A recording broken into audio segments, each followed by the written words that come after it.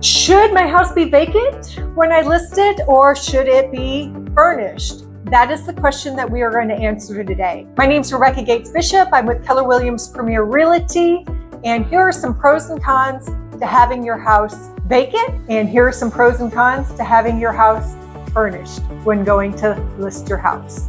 So some of the perks to having your house vacant when we go to list it is that, one, it's easier to schedule showings. It's vacant. We can do a go and show.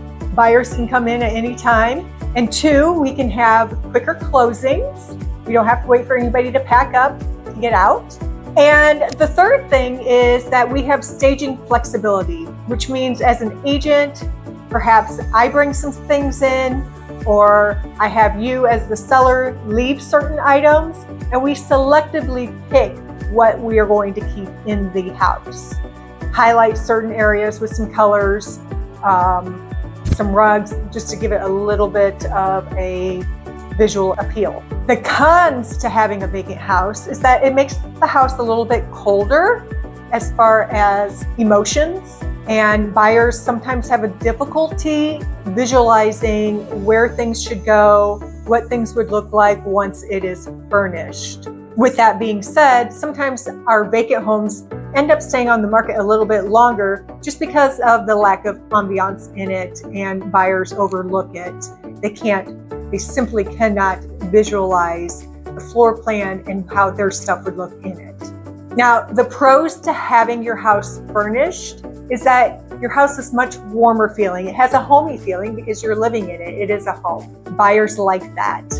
It can showcase your layout, how and where you would put things, where things should go. Those buyers that perhaps struggle in the area of home placement, this is good for them. It also gives buyers a little bit of like an emotional connection. Again, with all the stuff in your house, it appears like a real home, and they can walk in and then they can see, oh, this is where things go. This is how I could do it. Especially if somebody's a good stager, they have their house decorated really cute. Oh my gosh, people will buy off of emotion.